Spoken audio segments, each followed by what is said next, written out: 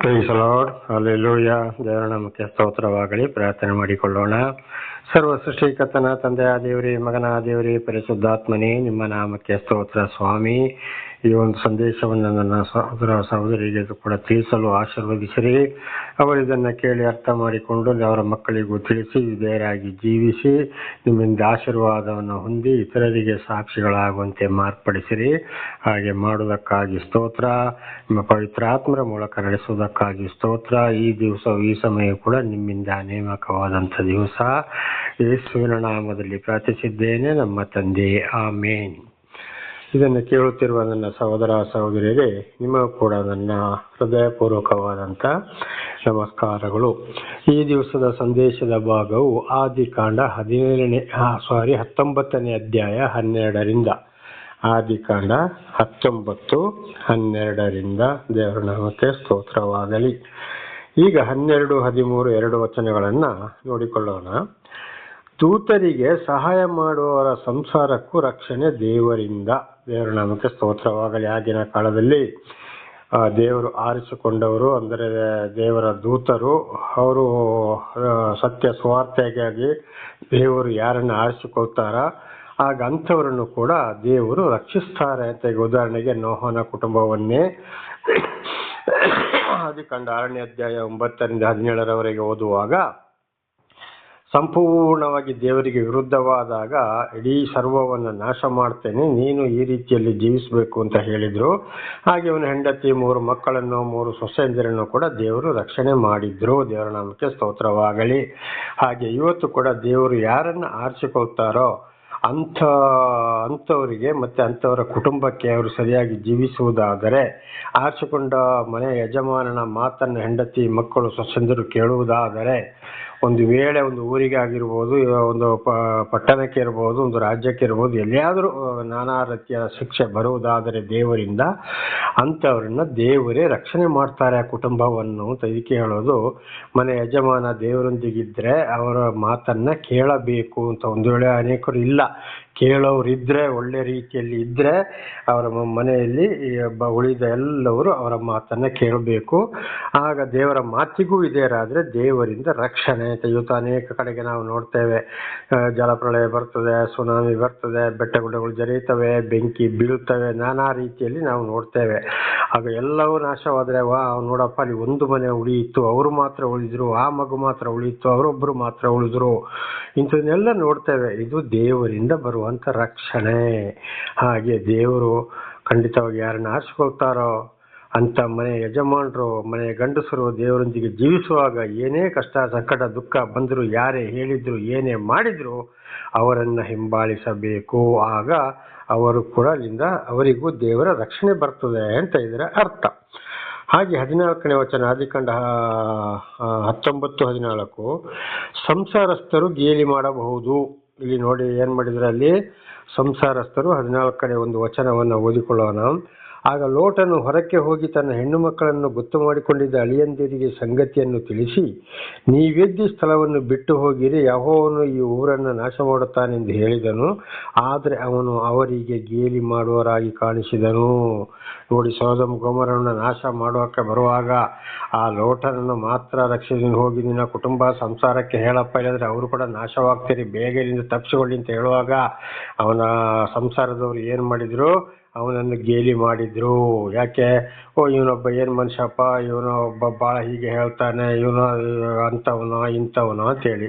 ಅದಕ್ಕೆ ಯೇಸುಸ್ವಾಮಿ ಹೊಸ ಒಡಂಬಡಿಕೆಯಲ್ಲಿ ಕೂಡ ಒಂದು ಮಾತನ್ನು ಹೇಳಿದ್ದಾರೆ, ಪ್ರವಾದಿಗೆ ಸ್ವಂತ ಗ್ರಾಮದಲ್ಲಿ ಅವನಿಗೆ ಮರ್ಯಾದೆ ಇಲ್ಲ.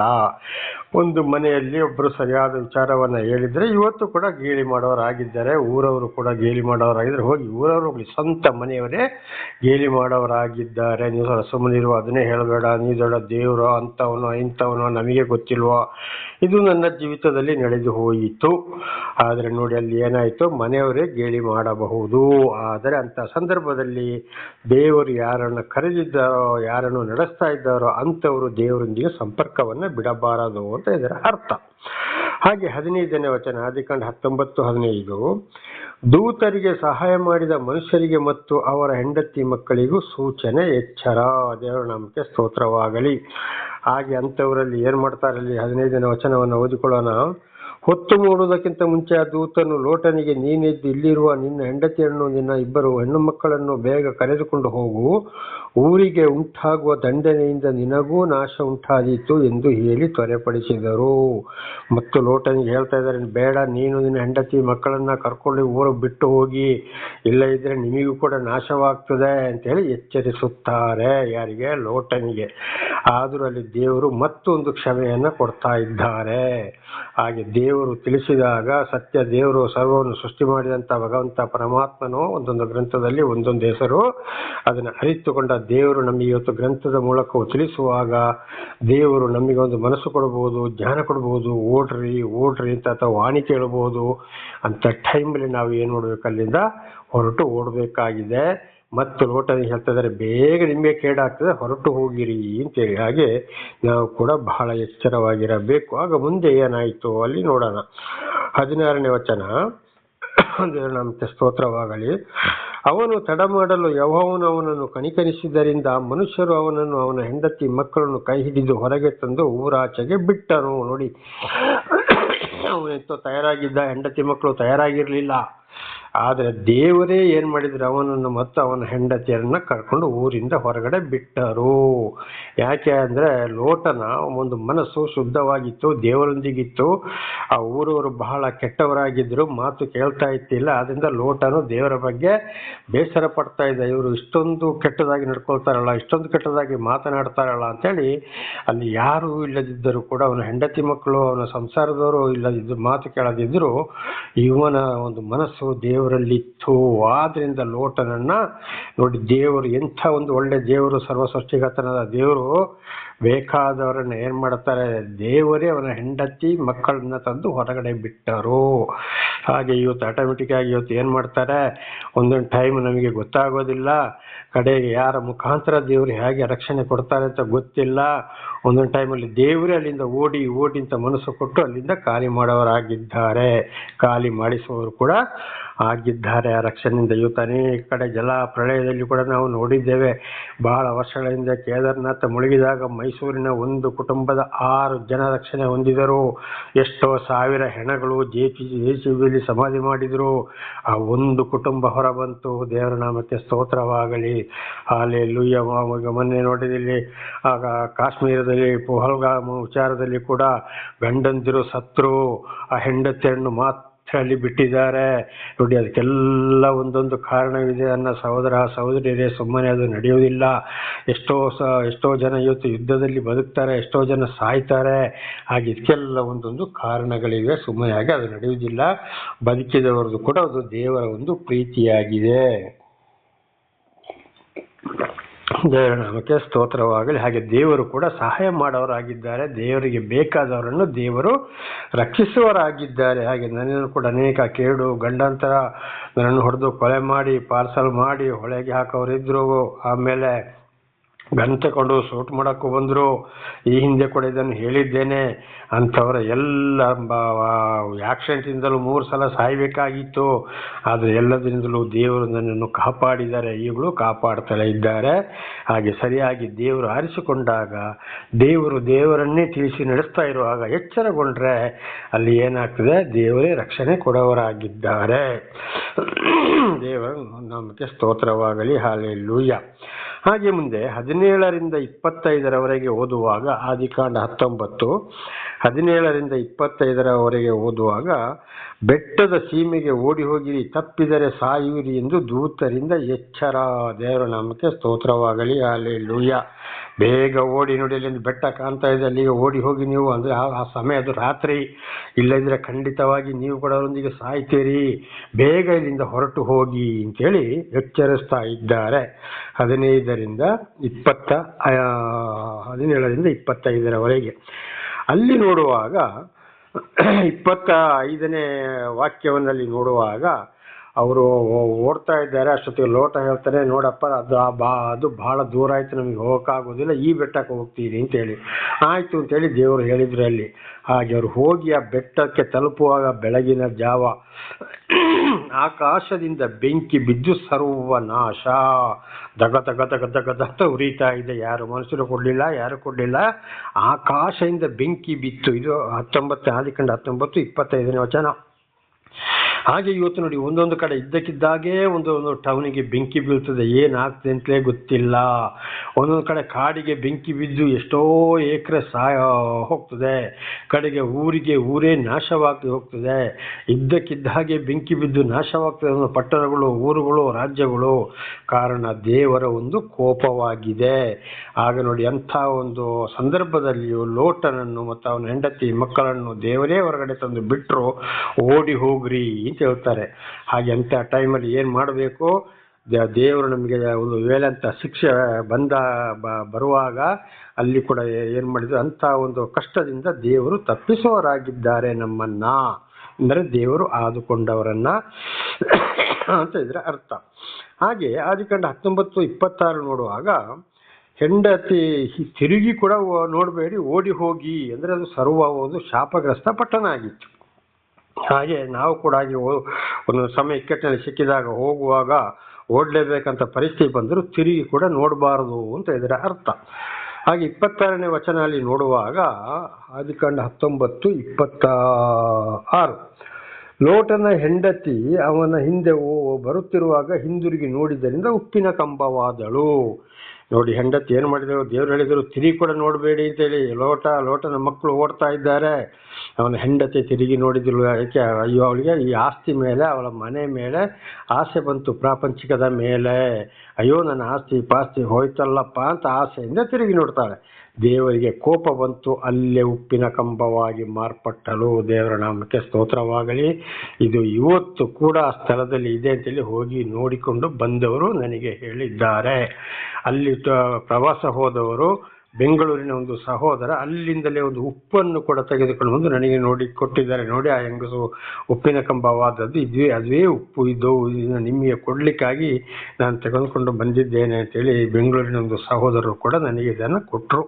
ದೇವರ ನಾಮಕ್ಕೆ ಸ್ತೋತ್ರವಾಗಲಿ.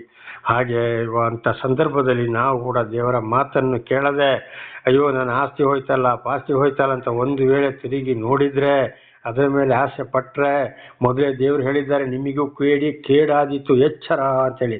ಅಂಥ ಸಂದರ್ಭದಲ್ಲಿ ಯಾವುದರ ಮೇಲೆ ನಾವು ಆಸೆ ಇಡಬಾರ್ದು. ನಾಶವಾದ ಸಮಯದಲ್ಲಿ ಅಲ್ಲಿಂದ ತಪ್ಪಿಸಿಕೊಳ್ಳಕ್ಕೆ ದೇವರು ಜ್ಞಾನ ಕೊಡ್ತಾರೆ. ಹಾಗೆ ತಪ್ಪಿಸಿಕೊಳ್ಳಲೇ ಬೇಕಾಗಿದೆ. ಇದು ಜಾಸ್ತಿ ಪುರುಷರಿಗಿಂತ ಸ್ತ್ರೀಯರಲ್ಲಿ ಇವತ್ತು ದೇವರಲ್ಲಿ ಪ್ರಾರ್ಥನೆ ಮಾಡಲಿ, ಏನೇ ಮಾಡಲಿ, ಅವರ ಬಟ್ಟೆ ಅಲಂಕಾರ, ಬೆಳ್ಳಿ ಬಂಗಾರ, ಬ್ಯೂಟಿ ಪಾರ್ಲರು ಅಥವಾ ನಾನಾ ಥರದ ಸ್ಟೈಲ್ಗಳು, ಕುಣಿಯೋದು ಮಾಡೋದು, ಕ್ರಿಸ್ಮಸ್ಸು, ಈಸ್ಟರು, ಆ ಬೊಂಬೆ ಈ ಬೊಂಬೆ, ಆ ಅಲಂಕಾರ ಈ ಅಲಂಕಾರ, ಆ ಡ್ಯಾನ್ಸು ಈ ಡ್ಯಾನ್ಸು ಅಂಥೇಳಿ ಇವತ್ತು ನಾನಾ ರೀತಿಯಲ್ಲಿ ಮಾಡೋರಾಗಿದ್ದಾರೆ.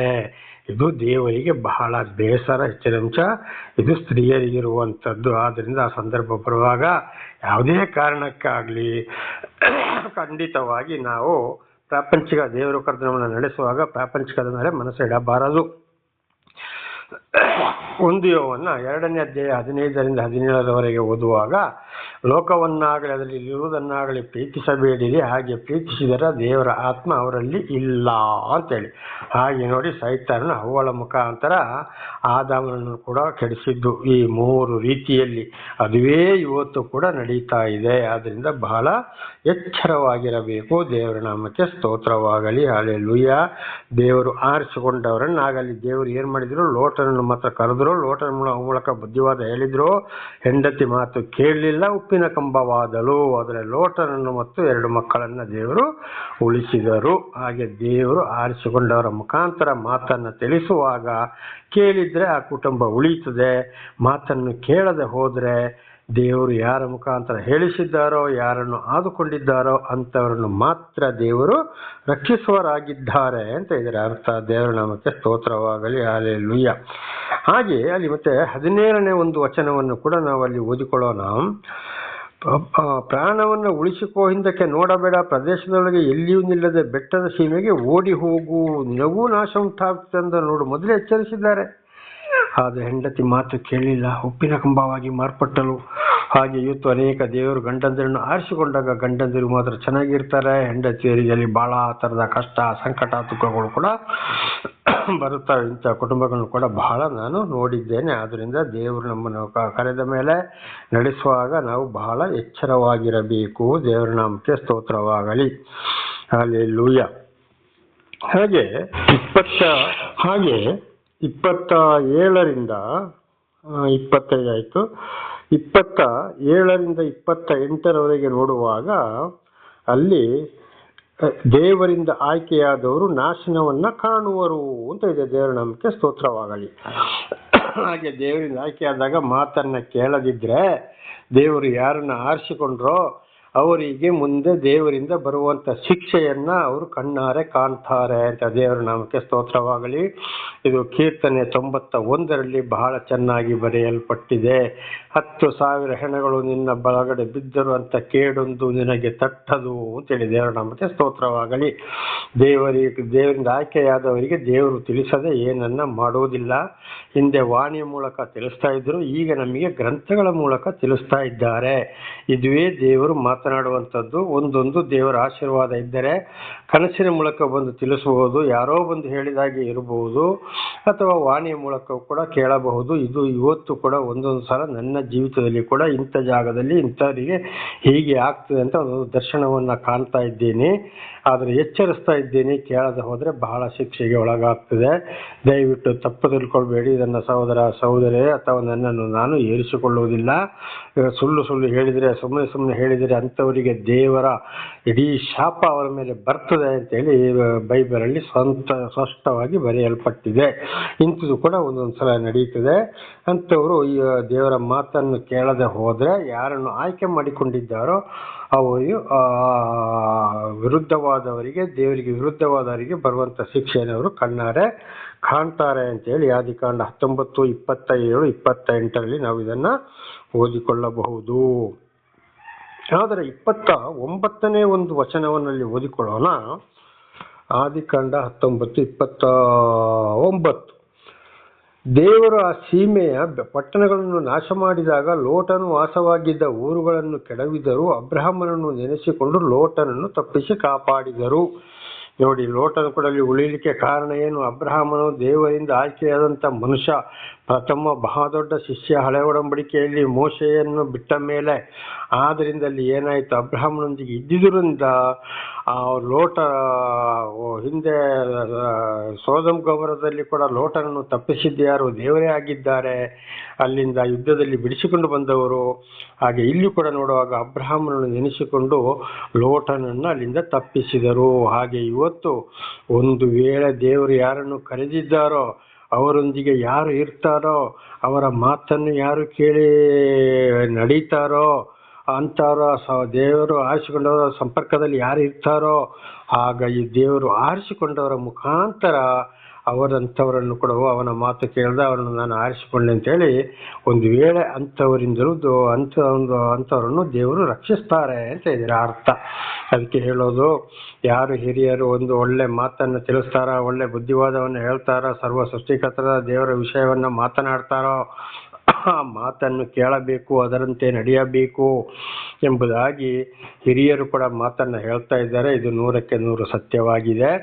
ಒಂದು ಹಾಗೆ ಹಿರಿಯರ ಮಾತನ್ನು ಕೇಳಿ ನಡೆದವರು, ಅವರು ದೇವರ ಮೇಲೆ ಭರವಸೆ, ದೇವರು ಅವರಿಗೆ ಗೊತ್ತಿಲ್ಲದೆ ಇದ್ರೂ ಕೂಡ ಖಂಡಿತವಾಗಿ ಅವರು ಆಶೀರ್ವಾದ ಹೊಂದಿಕೊಂಡು ಬರ್ತಲೇ ಬಂದಿದ್ದಾರೆ. ಇದು ಇಬ್ರಿಯ 12ನೇ ಅಧ್ಯಾಯದಲ್ಲಿ ಕೂಡ ನಾವು ಈ ವಿಷಯವನ್ನು ಓದಿಕೊಳ್ಬಹುದು. ಏನಪ್ಪ ಅಂದರೆ, ಪರಲೋಕದ ಬಂದಂಥ ದೇವರ ಮಾತುಗಳನ್ನು ಹಿರಿಯರು ಹೇಳಿದಾಗ ಕೇಳದೆ ಹೋದರೆ ಇಸ್ರೇಲರು ದಂಡನೆಯನ್ನು ತಪ್ಪಿಸಿಕೊಳ್ಳಲಿಲ್ಲ ಅಂತೇಳಿ. ಹಾಗೆ ದೇವರು ಆದುಕೊಂಡವರ ಮಾತು, ದೇವರ ಶಿಷ್ಯಂದಿರ ಮಾತನ್ನ ಅವರು ಪರಲೋಕದ ಬಂದಂಥ ಮಾತಂದರೆ ಸರ್ವ ಸೃಷ್ಟಿಕದ ಮಾತನ್ನು ತಿಳಿಸಿದಾಗ ಆ ಮಾತನ್ನು ಕೇಳದೆ ಹೋದರೆ ಅವನು ಯಾರೋ ಇವನು ಯಾರೋ, ಅವನು ನಮ್ಮ ಜೊತೆ ಅಲ್ಲ ಇವನು ನಮ್ಮ ಜೊತೆ ಅಲ್ಲ, ಅವನು ಯಾರೋ ನಮಗೆ ಬುದ್ಧಿವಾದವನ್ನು ಹೇಳಕ್ಕೆ ಬಂದಿದ್ದಾರೆ, ನಾವು ಮೊದಲಿಂದಲೇ ಕ್ರೈಸ್ತರು, ಮೊದಲಿಂದಲೇ ನಾವಂಥವರು ಇಂಥವ್ರು ಅಂತ ಹೇಳಿಕೊಂಡು ಯಾರು ಆ ರೀತಿ ನಡೀತಾರೋ ಖಂಡಿತವಾಗಿ ದಂಡನೆಯಿಂದ ತಪ್ಪಿಸಿಕೊಳ್ಳಲು ಸಾಧ್ಯವಿಲ್ಲ ಅಂತ ಇದೆ ಅರ್ಥವಾಗಿದೆ. ದೇವರ ನಾಮಕ್ಕೆ ಸ್ತೋತ್ರವಾಗಲಿ. ಹಾಗೆ ಬುದ್ಧಿವಾದ ಹೇಳುವಾಗ ಯಾರು ಕೇಳಿದ್ರೋ ಅವರು ಖಂಡಿತವಾಗಿ ಆಶೀರ್ವಾದ ಹೊಂದುತ್ತಾರೆ. ದೇವರ ನಾಮಕ್ಕೆ ಸ್ತೋತ್ರವಾಗಲಿ. ಹಾಲೆಲೂಯ. ಹಾಗೆ ಆದಿಕಾಂಡ 19:30-38 ಓದುವಾಗ, ಹೆಣ್ಣು ಮಕ್ಕಳು ತಂದೆಯಿಂದ ಮಕ್ಕಳನ್ನು ಪಡೆದರು, ಇದು ಶಾಪ. ನೋಡಿ, ಅಲ್ಲಿ ಲೋಟನ ಹೆಂಡತಿ ಉಪ್ಪಿನ ಕಂಬವಾಗಿ ಹೋದ್ಲು. ಕಡೆಗೆ 2 ಹೆಣ್ಣು ಮಕ್ಕಳು, ಪ್ರಾಯದ ಹುಡುಗಿಯರು ಮತ್ತು ಲೋಟ ತಂದೆ ಮಕ್ಕಳು ಅಲ್ಲಿ ಉಳಿದಿದ್ದಾರೆ. ಆದರೆ ಹೆಂಡತಿ ಮಕ್ಕಳೇ ಮಾತಾಡಿಕೊಂಡು ಏನು ಮಾಡಿದರು, ನಮ್ಮ ತಂದೆಯ ಸಂತಾನ ಅಳಿದು ಹೋಯಿತು, ನಾವು ತಂದೆಗೆ ದ್ರಾಕ್ಷಾರಸವನ್ನು ಕೂಡಿಸಿ ಈ ದಿವಸ ನಾನು ತಂದೆಯೊಂದಿಗೆ ಮಲ್ಕೊಳ್ತೇನೆ, ನಾಳೆ ನೀನು ಮಲ್ಕೋ, ತಂದೆಯಿಂದ ನಾವು ಮಕ್ಕಳನ್ನು ಪಡೆಯೋಣ ಅಂತೇಳಿ ತಂದೆಗೆ ದ್ರಾಕ್ಷಾರಸ ಅಂದರೆ ಅಮೂಲ್ ಅಂದರೆ ಈಗಿನ ಬ್ರ್ಯಾಂಡಿ, ಸರಾಬು ಇಲ್ಲ, ಬ್ರ್ಯಾಂಡಿ ಅದು ಇದೆಲ್ಲ ತಂದೆಗೆ ಚೆನ್ನಾಗಿ ಕುಡಿಸಿ, ಒಬ್ಬಳು ಒಂದು ದಿವಸ ತಂದೆಯೊಂದಿಗೆ ಮಲ್ಕೊಂಡ್ಳು, ಮಾರನೇ ದಿವಸ ಇನ್ನೊಬ್ಳು ಮಲ್ಕೊಂಡಿದ್ದು ಅಕ್ಕ ತಂಗಿ ಮಾಡಿದ ಕೆಲಸ. ಹಾಗೆ ಅಲ್ಲಿ ಅಪ್ಪನಿಂದ ಗರ್ಭಿಣಿಯಾಗಿ ಮಕ್ಕಳನ್ನು ಪಡೆದರು. ಇದು ದೊಡ್ಡ ಒಂದು ಶಾಪಗ್ರಸ್ತ ಕುಟುಂಬವಾಗಿದೆ, ಅವರು ಮಾಡಿದ ತಪ್ಪು. ಹಾಗೆ ಇವತ್ತು ಅನೇಕರನ್ನ ನಾನೇ ಇವತ್ತು ಮಾಧ್ಯಮಗಳಲ್ಲಿ ನೋಡಿದ್ದೇನೆ, ಪೇಪರಲ್ಲಿ ಕೂಡ ನೋಡಿದ್ದೇನೆ. ತನ್ನ ಸ್ವಂತ ತಂದೆಯೇ ಮಕ್ಕಳೊಂದಿಗೆ ಸಂಪರ್ಕ, ಅನೈತಿಕ ಸಂಪರ್ಕ, ಲೈಂಗಿಕ ಸಂಪರ್ಕ ನಾವು ಇಟ್ಟುಕೊಂಡಿದ್ದು ಅದೇ ಇವತ್ತು ಎಷ್ಟೋ ನಡೀತಾ ಇದೆ. ಇಂಥವ್ರು ಏನಾಗಿದ್ದಾರೆ, ಶಾಪಗ್ರಸ್ತರಾಗಿದ್ದಾರೆ. ಆಗಲಿ ತಂದೆಯನ್ನು ಕೂಡ ಕೆಡಿಸಿದ್ದು ಯಾರೋ ಈ ಮಕ್ಕಳಾಗಿದ್ದಾರೆ. ಅದುವೇ ಶಾಪಗ್ರಸ್ತ ಸಂತಾನ ಕೂಡ, ಅದೊಂದು ಸಂತಾನವು ಶಾಪಗ್ರಸ್ತವಾಗಿ ಬಂತು. ಆದ್ದರಿಂದ ಬಹಳ ಎಚ್ಚರವಾಗಿರಬೇಕು. ಕುಟುಂಬದಲ್ಲಿ ಇಂಥ ವಿಷಯಗಳು ಕೂಡ ನಡೆಯಲೇ ಬಾರದು. ಲೋಟನ ಗೊತ್ತಿಲ್ಲದ ಲೋಟನ ಮಕ್ಕಳು ತಂದೆಯನ್ನು ಹಾಳು ಮಾಡಿದರು. ಹಾಗೆ ಇವತ್ತು ಅನೇಕ ಕುಟುಂಬಗಳಲ್ಲಿ ನಡೆಯುತ್ತವೆ. ಬಹಳ ಎಚ್ಚರವಾಗಿರಬೇಕು. ದೇವರ ನಾಮಕ್ಕೆ ಸ್ತೋತ್ರವಾಗಲಿ. ಹಲ್ಲೆಲೂಯಾ. ಹೀಗೆ ಇಲ್ಲಿಗೆ 19ನೇ ಅಧ್ಯಾಯವು ಕೂಡ ಏನಾಯಿತು, ಮುಕ್ತಾಯವಾಯಿತು. ಮುಂದೆ ಆದಿಕಾಂಡ 20ನೇ ಅಧ್ಯಾಯಕ್ಕೆ ನಾವು ಹೋಗೋಣ. ಆದಿಕಾಂಡ 20ನೇ ಅಧ್ಯಾಯ 1-18 ಓದುವಾಗ, ದೇವರಿಂದ ಕರೆಯಲ್ಪಟ್ಟವರ ಹೆಂಡತಿಯ ಬಗ್ಗೆ ಕೆಟ್ಟದಾಗಿ ಬಯಸಿದರೆ ಅಂಥವರನ್ನು ಮುಟ್ಟಗೊಡಿಸುವುದಿಲ್ಲ. ದೇವರ ನಾಮಕ್ಕೆ ಸ್ತೋತ್ರವಾಗಲಿ. ದೇವರಿಂದ ಆಯ್ಕೆಯಾದಂಥವರು ಏನಾದರೂ ಹೆಂಡತಿಯರನ್ನ ಕರ್ಕೊಂಡು ಬೇರೆ ಕಡೆಗೆ ಹೋದಾಗ, ದೇವರ ಸೇವೆಗೆ ಹೋದಾಗ ಅವರ ಹೆಂಡತಿಯರು ಚೆಲುವೆಯಾಗಿದ್ದರೆ ಬೇರೆಯವರು ಅಂಥವರ ಮೇಲೆ ಕಣ್ಣು ಹಾಕ್ತಾರೆ. ಆವಾಗ ಒಂದು ವೇಳೆ ಅಂಥವರನ್ನು ಗಂಡನಿಗೆ ಹೆದರಿಸಿ ಬದುರಿಸಿ ಏನು ಮಾಡಿದರೂ ಕೂಡ, ಯಾರೇ ಆದರೂ ಅಂಥ ಹೆಂಡತಿಯರನ್ನ ಯಾರಾದರೂ ಕರೆಸಿಕೊಂಡು ಅವರ ಒಂದು ಬಂಧನದಲ್ಲಿ ಇಟ್ಟರೆ ಅಂಥ ಸ್ತ್ರೀಯರನ್ನು ದೇವರು ಮುಟ್ಟಗೊಡಿಸುವುದಿಲ್ಲ ಎಂಬುದಾಗಿ ಆದಿಕಾಂಡ 20ನೇ ಅಧ್ಯಾಯ 1-18 ಇದನ್ನು ಅಲ್ಲಿ ನಾವು ಓದಿಕೊಳ್ಳಬಹುದು. ದೇವರ ಸ್ತೋತ್ರವಾಗಲಿ. ಅದರಲ್ಲಿ 1-2 ನೋಡುವಾಗ, ಅಲ್ಲಿ ಅಬ್ರಹಾಮನ ಹೆಂಡತಿ ಸಾರಳನ್ನು ಏನು ಮಾಡಿದ್ರು, ಐಗುಪ್ತ ದೇಶದ ಅರಸನನ್ನು ಖಂಡಿತವಾಗಿ ಅಲ್ಲಿ ಏನು ಮಾಡಿದ್ರು, ಅಲ್ಲಿ ಗೆರಾರಿನ ಅರಸ ಅಂದರೆ ಅಬಿಮೆಲೆಕನು ಎಂಬವನು ಅಬ್ರಹಾಮನ ಹೆಂಡತಿಯನ್ನು ಈ ರೀತಿ ಮಾಡಿದ. ಅದನ್ನು ಓದ್ತೇವೆ. ಹಾಗೆ ಆದಿಕಾಂಡ 23-7 ನೋಡುವಾಗ, ಅರಸನಿಗೆ ಕನಸಿನಲ್ಲಿ ದೇವರಿಂದ ಆಯ್ಕೆ, ಎಚ್ಚರ, ಸಾವು. ಮನೆಯವರೆಲ್ಲರೂ ಅಲ್ಲಿ ಏನು ಮಾಡ್ತಾ ಇದ್ದಾರೆ, ಆದಿಕಾಂಡ 23-7 ನೋಡುವಾಗ, ಅಬ್ರಾಹ್ಮನ ಹೆಂಡತಿ ಸಾರಳ ಚೆಲುವೆ ನೋಡಿ ಅವಳನ್ನ ಅವರ ಸೈನಿಕರ ಮೂಲಕ ಕರೆದುಕೊಂಡು ಬಂದು ಬಂಧನದಲ್ಲಿ ಇಟ್ಟಾಗ ರಾತ್ರಿ ಅರಸನಿಗೆ ಕನಸಿನಲ್ಲಿ ಎಚ್ಚರಿಸಿದ್ರು, ಅವಳನ್ನ ಮುಟ್ಟಬೇಡ, ನೀನು ನಿನ್ನ ಮನೆಯವರು ಸಾಯ್ತೀರಿ, ಎಚ್ಚರ ಅಂತೇಳಿ. ನೋಡಿ, ದೇವರಿಂದ ಆಯ್ಕೆಯಾದ ಸ್ತ್ರೀಯರನ್ನು ಕೂಡ ಖಂಡಿತವಾಗಿ, ಅಥವಾ ಯಾರಾದರೂ ಮದುವೆಯಾಗಿ ಅಂಥವ್ರ ಹೆಂಡತಿ ದೇವರಿಂದ ಆಯ್ಕೆಯಾದ ಸ್ತ್ರೀಯರನ್ನ ದೇವರು ಮುಟ್ಟಗೊಡಿಸುವುದಿಲ್ಲ. ಕನಸಿನ ಮೂಲಕ ಎಚ್ಚರಿಸುವವರು ಆಗಿದ್ದಾರೆ. ದೇವರ ನಾಮಕ್ಕೆ ಸ್ತೋತ್ರವಾಗಲಿ. ಇವರೇ ಆಗಿದ್ದಾರೆ ಪರಿಶುದ್ಧ ಕನ್ಯೆಯರು ಎಂಬುದಾಗಿ ದೇವರ ನಾಮಕ್ಕೆ ಸ್ತೋತ್ರವಾಗಲಿ. ಹಾಗೆ 8ನೇ ಒಂದು ವಚನವನ್ನು ನೋಡುವಾಗ, ಆದಿಕಾಂಡ 28, ಅರಸನಿಂದ ಕನಸಿನ ವಿಚಾರ ಎಲ್ಲರಿಗೂ ಭಯಪಟ್ಟರು. ದೇವರ ನಾಮಕ್ಕೆ ಸ್ತೋತ್ರವಾಗಲಿ. ನೋಡಿ, ಅವನ ಅರಸನಿಗೆ ವಿಚಾರವನ್ನು ತಿಳಿಸಿದಾಗ ಇಡೀ ಮನೆಯವರೇನರಲ್ಲಿ ಭಯಪಟ್ಟರು, ಅಂದರೆ ದೇವರು ಮುಟ್ಟಗೊಳಿಸಲಿಲ್ಲ. 9 ಆದಿಕಾಂಡ 29-10 ಓದುವಾಗ, ಅರಸನಿಂದ ಅಬ್ರಹಾಮನಿಗೆ ಪ್ರಶ್ನೆ, ನೀನು ಯಾಕೆ ಹೀಗೆ ಹೇಳಲಿಲ್ಲ, ನಾವು ಅಣ್ಣ ತಂಗಿಂತ ನೀನು ಹೇಳಿದ್ಯಲ್ಲಪ್ಪ, ಯಾಕೆ ರೀತಿ ಹೇಳಿಲ್ಲ ಅಂತೇಳಿ ಅರಸ ದೇವರಿಂದ ಎಚ್ಚರಗೊಂಡ ಮೇಲೆ, ದೇವರು ಗದರಿಸಿದ ಮೇಲೆ ಅರಸನು ಅಬ್ರಹಾಮನಿಗೆ ಪ್ರಶ್ನೆ ಮಾಡ್ತಾ ಇದ್ದಾನೆ. ಹಾಗೆ 11ರಿಂದ 13ರವರೆಗೆ ಓದುವಾಗ ಅಬ್ರಹಾಂ ಅಲ್ಲಿ ಸರಿಯಾದ ಉತ್ತರವನ್ನು ಕೊಡ್ತಾನೆ. ದೇವರ ನಾಮಕ್ಕೆ ಸ್ತೋತ್ರವಾಗಲಿ. ಅದರಲ್ಲಿ 12ನೇ ವಚನ ಒಂದನ್ನು ನಾವು ಓದಿಕೊಳ್ಳೋಣ.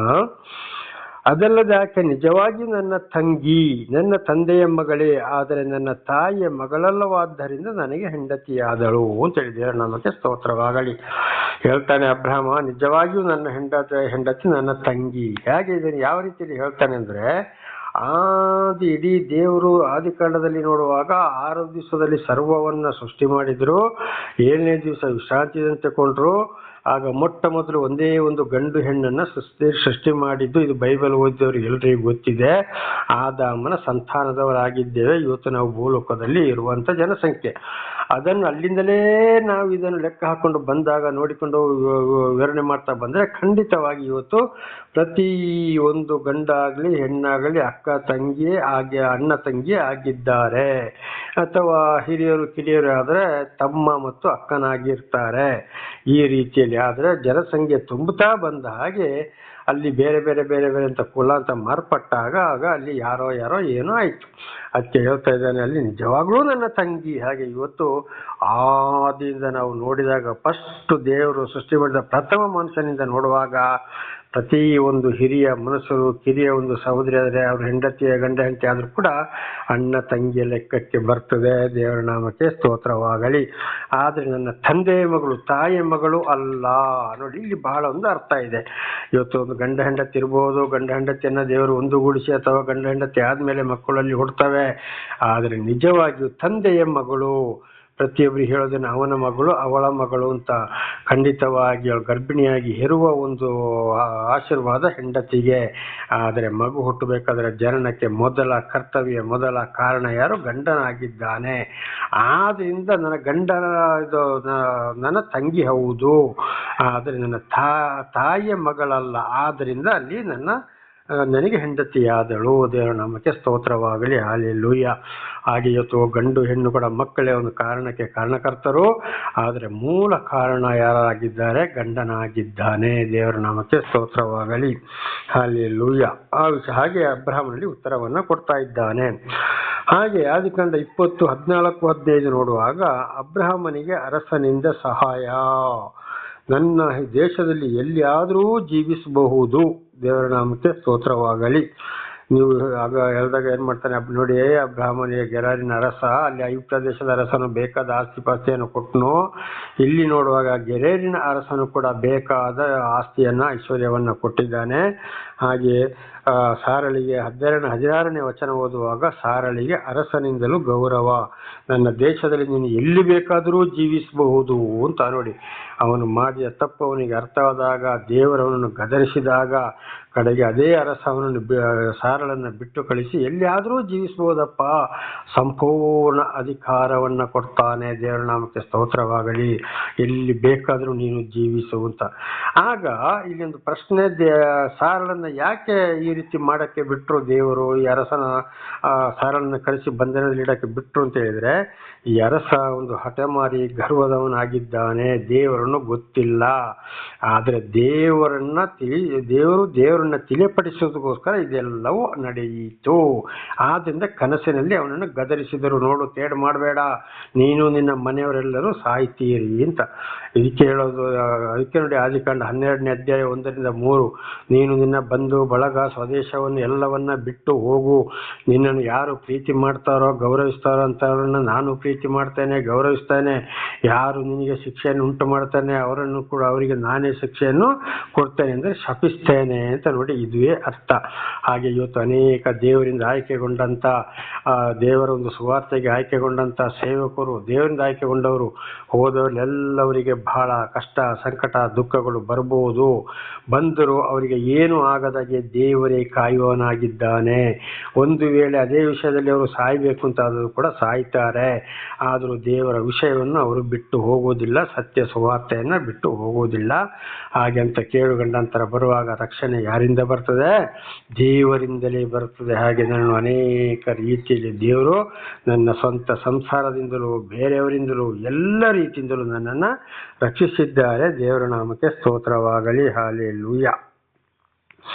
ಹಾಗೆ 14ನೇ ವಚನ ನೋಡುವಾಗ ಸಾರಳಿಗೆ ಅರಸನಿಂದ ಗೌರವ 1000 ಹಣವನ್ನು ಕೊಟ್ಟನು ಅರಸ ಮಾನಸ್ಥೆಯರಾದಳು. ದೇವರ ನಾಮಕ್ಕೆ ಸ್ತೋತ್ರವಾಗಲಿ.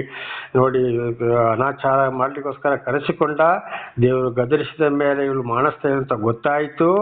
ಆದ್ರಿಂದ ಅವಳಿಗೆ 1000 ಹಣವನ್ನು, ಆಗಿನ ಕಾಲದ ಹಣ 1000 ಹಣವನ್ನು ಕೊಟ್ಟು ಅರಸನೇ ಅವಳಿಗೆ ಗೌರವವನ್ನು ಸಲ್ಲಿಸಿದರು. ದೇವರ ನಾಮಕ್ಕೆ ಸ್ತೋತ್ರವಾಗಲಿ. ಹಾಗೆ ಇದು ಆದಿಕಾಂಡ 20ನೇ ಅಧ್ಯಾಯ 1ರಿಂದ 18ರವರೆಗೆ ನೋಡುವಾಗ ಆಯ್ಕೆಯಾದಂಥ ಸ್ತ್ರೀಯರನ್ನು ಕೂಡ ಇತರರ ಕೆಟ್ಟ ಯೋಚನೆ ಮಾಡಿದ್ರು ದೇವರು ಮುಟ್ಟಗೊಡಿಸುವುದಿಲ್ಲ. ದೇವರ ನಾಮಕ್ಕೆ ಸ್ತೋತ್ರವಾಗಲಿ. ಪ್ರಾರ್ಥನೆ ಮಾಡಿಕೊಳ್ಳೋಣ. ಸರ್ವ ಸೃಷ್ಟಿಕರ್ತನ ತಂದೆಯ ದೇವರೇ, ಮಗನ ದೇವರೇ, ಪರಿಶುದ್ಧ ಆತ್ಮನೇ, ನಿಮ್ಮ ನಾಮಕ್ಕೆ ಸ್ತೋತ್ರ. ಇವತ್ತಿನ ಸಂದೇಶವನ್ನು ನನ್ನ ಸಹೋದರ ಸಹೋದರಿಗೆ ನೀವು ತಿಳಿಸಿದ್ದೀರಿ. ಇದನ್ನು ಚೆನ್ನಾಗಿ ತಿಳಿದುಕೊಂಡು ಅರ್ಥ ಮಾಡಿಕೊಂಡು ಜೀವಿಸಲು ಬೇಕಾದ ವಿಶೇಷವಾದ ಜ್ಞಾನವನ್ನು ಅವರಿಗೆ ಅನುಗ್ರಹಿಸಿರಿ. ಅವರ ಮಕ್ಕಳಿಗೂ ಅವರು ಇದನ್ನು ತಿಳಿಸಿ ಇತರರಿಗೂ ನಿಮ್ಮ ಸಾಕ್ಷಿಗಳಾಗುವಂತೆ ಮಾರ್ಪಡಿಸಿರಿ. ನಿಮ್ಮೆಲ್ಲ ಉಪಕಾರಗಳಿಗೆ ಕೃತಜ್ಞತಾ ವಂದನೆಗಳು. ಯೇಸುವಿನ ನಾಮದಲ್ಲಿ ಪ್ರಾರ್ಥಿಸಿದ್ದೇನೆ ನಮ್ಮ ತಂದೆಯೇ, ಆಮೇನ್. ಇದನ್ನು ಕೇಳುತ್ತಿರುವ ನನ್ನ ಸಹೋದರ ಸಹೋದರಿಯರೇ, ನಿಮಗೂ ನನ್ನ ಧನ್ಯವಾದಗಳು. ದೇವರು ನಿಮ್ಮನ್ನು, ನಿಮ್ಮ ಮಕ್ಕಳನ್ನು ಹೇರಳವಾಗಿ